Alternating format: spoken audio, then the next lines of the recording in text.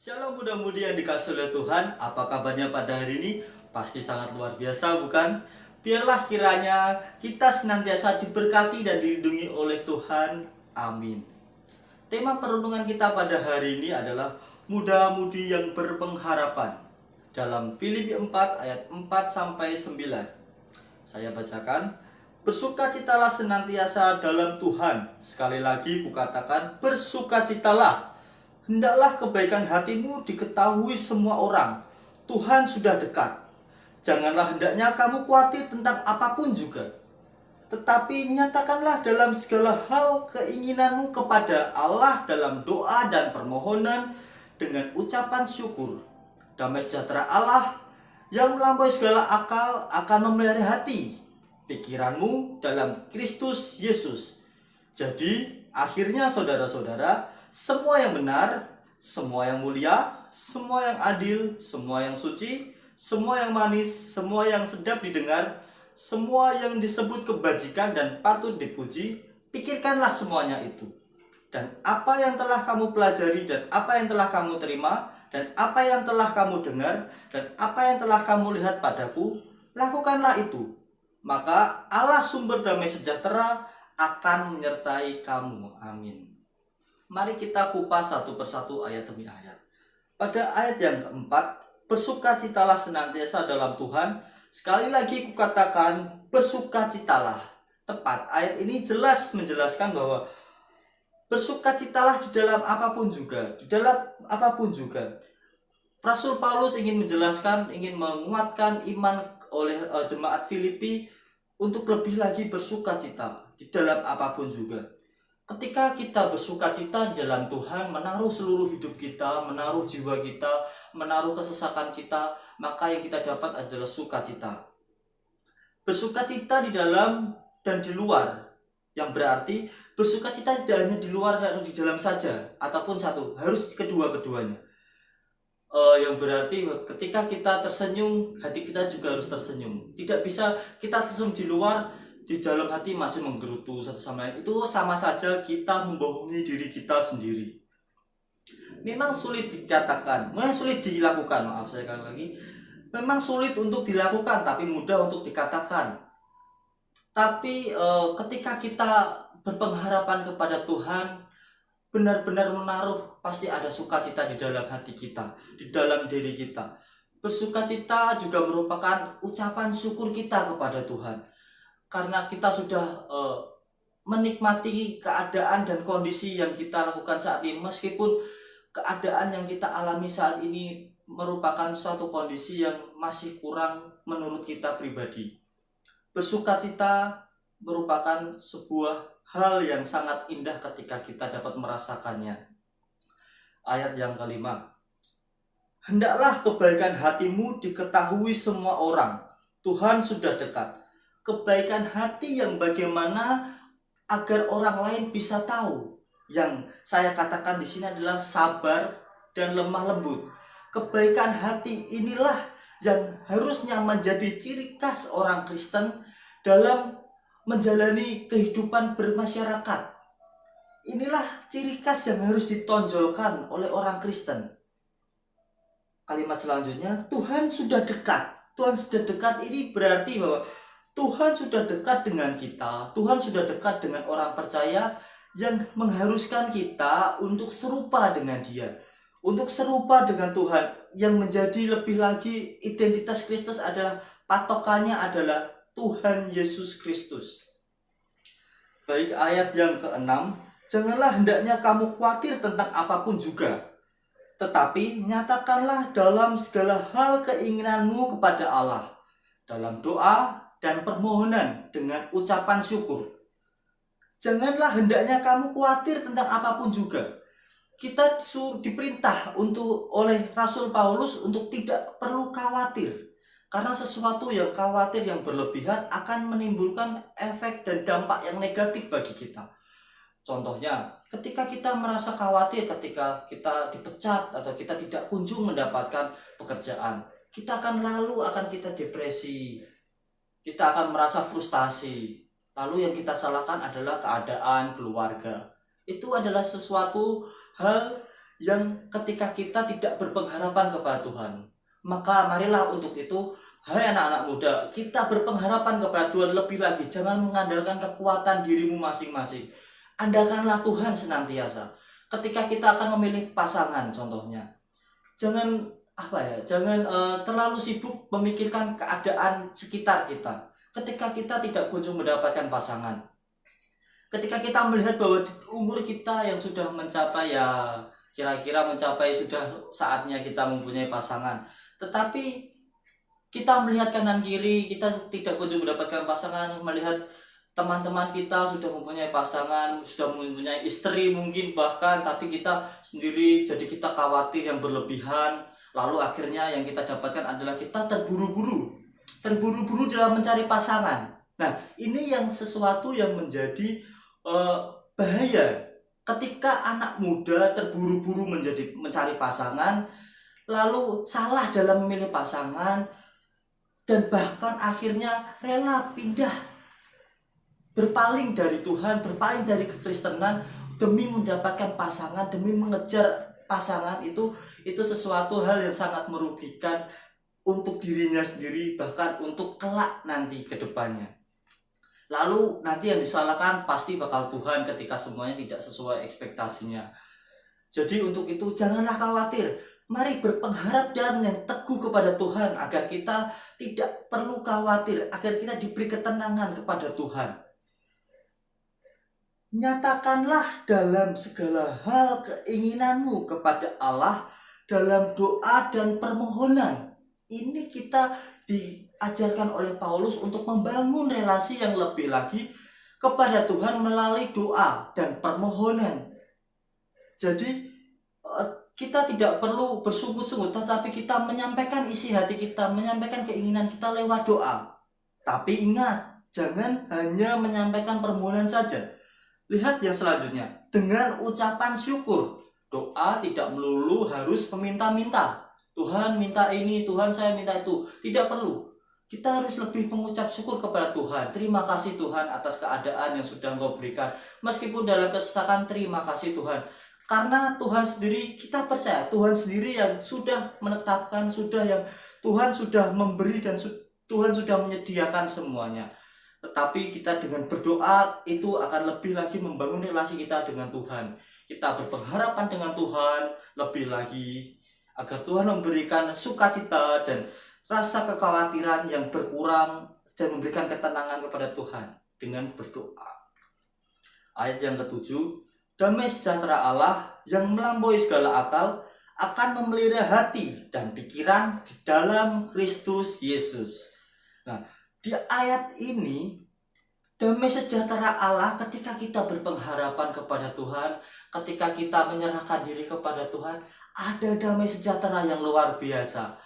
Meskipun kita di dalam kondisi kesesakan, di dalam permasalahan yang begitu pelik menghantui kita sehingga kita tidur pun susah, kita harus tetap berpengharapan kepada Tuhan. Berpengharapan lewat apa? Lewat doa tadi yang sudah diajarkan oleh Paulus tadi, lewat berdoa dengan permohonan, dengan ucapan syukur tadi, agar Tuhan memberikan lebih lagi damai sejahtera di dalam hidup kita. Itu akan berdampak baik, berdampak positif bagi pikiran kita. Karena ketika kita gagal, ketika semua usaha kita gagal, pekerjaan kita dipecat, soal percintaan, perjodohan kita diputuskan, kita tidak akan menyalahkan keadaan, tapi kita berpikir positif lagi dengan kegagalan-kegagalan dan introspeksi diri lebih lagi dan memperbaiki diri lebih lagi.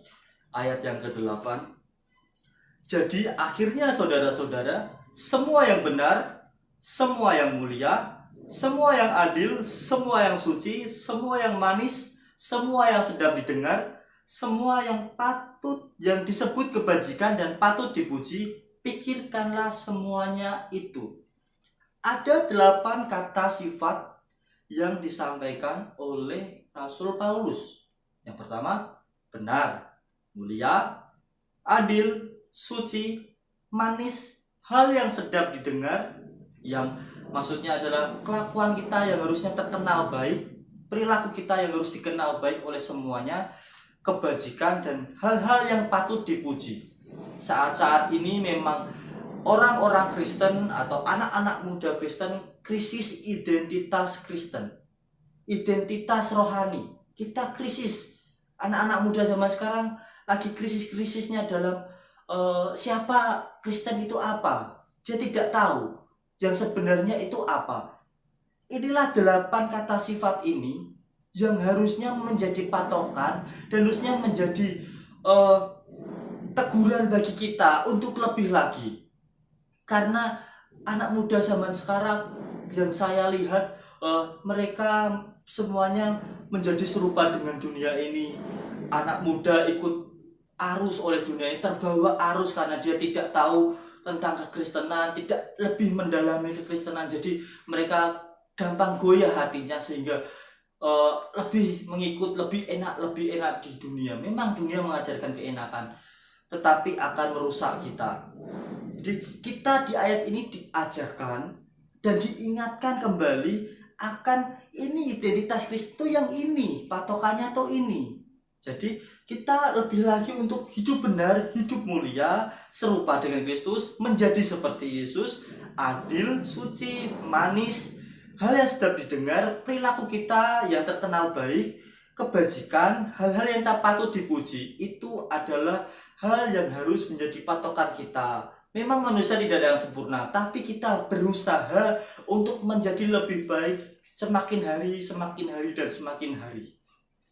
Ayat yang ke-9, dan apa yang telah kamu pelajari, dan apa yang telah kamu terima, dan apa yang telah kamu dengar, dan apa yang telah kamu lihat padaku, lakukanlah itu. Maka Allah sumber damai sejahtera akan menyertai kamu. Ini suatu perintah Rasul Paulus bagi kita, bagi jemaat Filipi pada zaman itu, bagi kita terkhususnya untuk ikut teladan Yesus, ikut teladan Paulus, agar kita lebih lagi untuk bisa serupa dengan Kristus. Lakukanlah itu. Paulus mengatakan, lakukanlah itu. Seperti benih yang ditanam di tanah yang subur, begitulah kita. Ketika kita mendengar, kita mempelajari, kita meresapi, merenungi firman, dan melakukan, kita seperti bibit yang ditanam di tanah yang subur, ketika tumbuh menjadi pohon yang berbuah lebat. Itu kita seperti itu ketika kita melakukan firman Tuhan, meresapi, merenungi, dan melakukan firman Tuhan. Bergaul dengan siapa saja itu boleh, tidak masalah, tapi asal jangan meninggalkan identitas dan ciri khas kekristenan.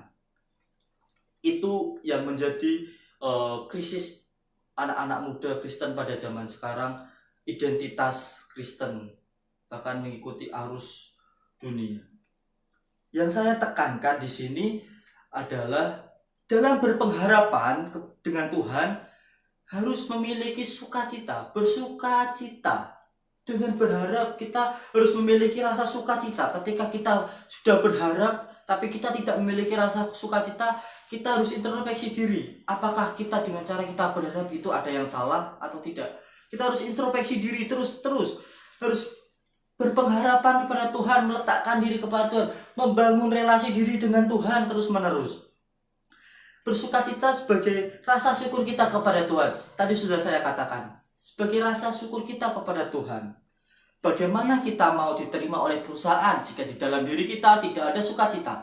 Bagaimana mau didekati oleh lawan jenis jika di dalam diri kita tidak ada sukacita? Ingat, sukacita berdampak bagi diri sendiri dan orang lain.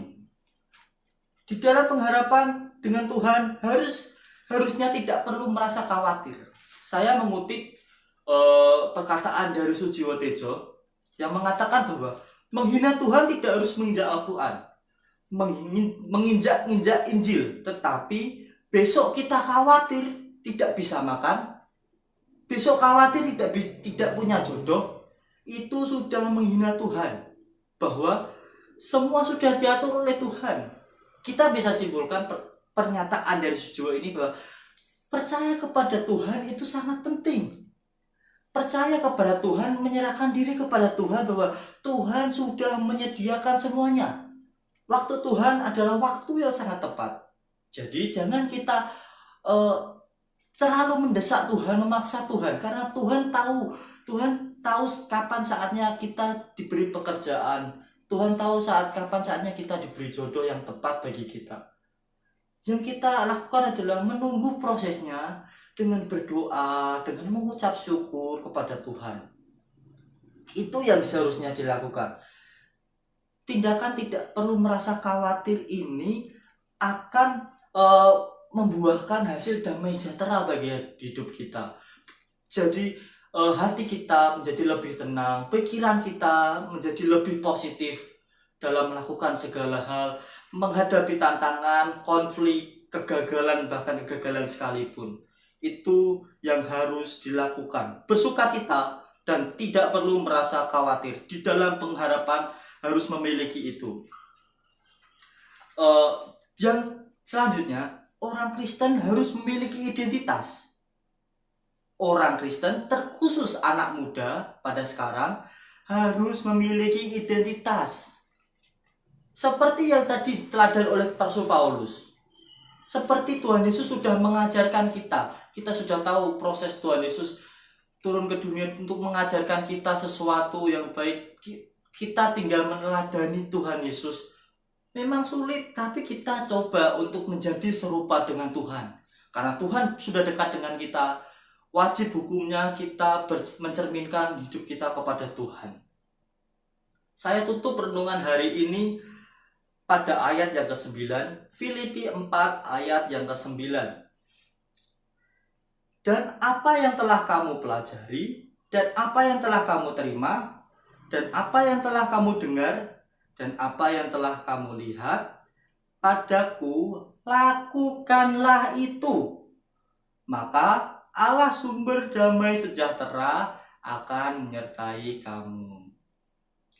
Tuhan Yesus memberkati kita semua. Amin.